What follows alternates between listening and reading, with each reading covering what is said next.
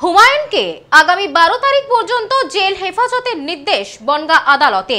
মা বাবাকে খুনের অভিযোগে অভিযুক্তকে নিজেদের হেফাজতে চাইবে মেমারি থানা। পুলিশি হেফাজতের মেয়াদ শেষ। রবিবার বনগাঁ মহকুমা আদালতে পুনরায় হাজির করানো হলো বনগাঁ মতিগঞ্জ এলাকার মাদ্রাসাতে হামলাকারী হুমায়ুন কবিরকে। অভিযুক্তকে এদিন আদালতে তোলা হলে পুলিশের পক্ষ থেকে পুলিশি হেফাজতের আবেদন জানানো হয়নি। আদালত অভিযুক্তের জেল হেফাজতের নির্দেশ দিয়েছে।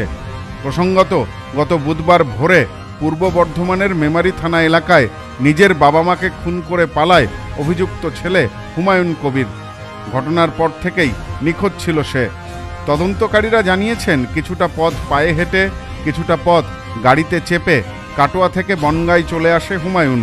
সন্ধ্যার দিকে ঢুকে পড়ে বনগাঁ মতিগঞ্জ এলাকার মাদ্রাসাতে। সেখানেই ধারালো অস্ত্র দিয়ে হামলা চালায়। আগাগোড়ায় মেধাবী ছাত্র ছিলেন হুমায়ুন। যাদবপুর থেকে বিটেক করেছেন। দিল্লিতে বেসরকারি সংস্থায় উচ্চ পদে চাকরি করতেন। বনগাঁ থানার হাতে বুধবার রাতেই গ্রেপ্তার হয় অভিযুক্ত।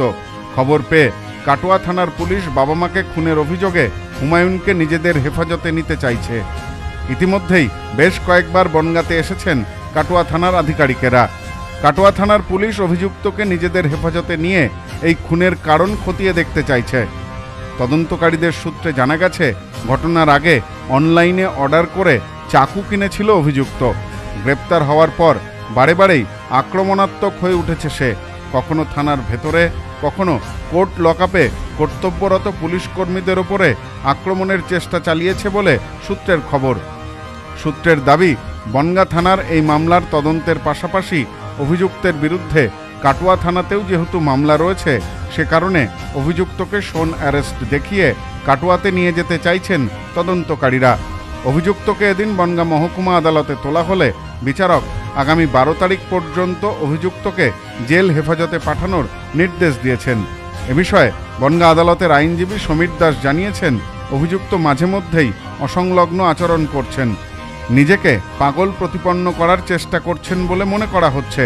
যদি সেরকম বিষয় থেকে থাকে, আদালত পর্যালোচনা করে পরবর্তী নির্দেশ দেবেন। পিরোডে সে স্বীকার করেছে যে ওখানে এসেছিল নাকি যে ওই কোরআনগুলো ঢাকা যায়, যে সমস্ত একরকম কাপড় পাওয়া যায়, সেই কাপড়গুলো আনার জন্যে কয়েকজনের কাছে জিজ্ঞাসা করেছিল, কিন্তু তারা সবাই রিফিউজ করে দিতে।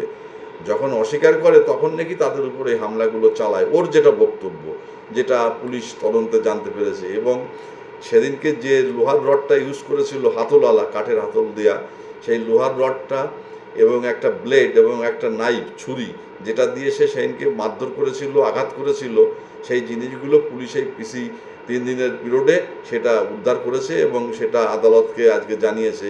এসিজিএম ইনচার্জের যে রিপোর্ট পাঠিয়েছে আজকে। এবং শুধু তাই নয়, এটা দুর্ভাগ্যজনক বিষয় যে যেদিন পিসি অ্যালাউ হয়েছিল 3 দিন আগে, সেদিন আমাদের কোর্ট লকআপের একজন কনস্টেবলের মুখে সে আঘাত করেছিল, ঘুষি চালিয়েছিল।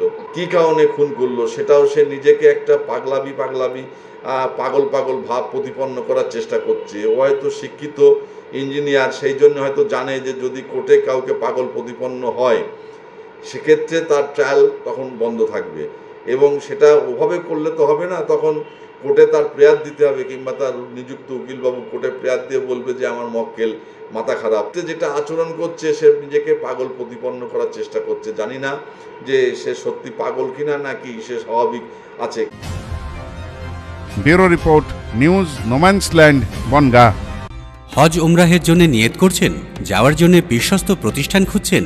সুপরামর্শের জন্য যোগাযোগ করুন শেখ ট্যুর অ্যান্ড ট্রাভেলসে। Proprietor Azgar Sheikh, office Bongaon Petrapole border. Phone 9007677 100।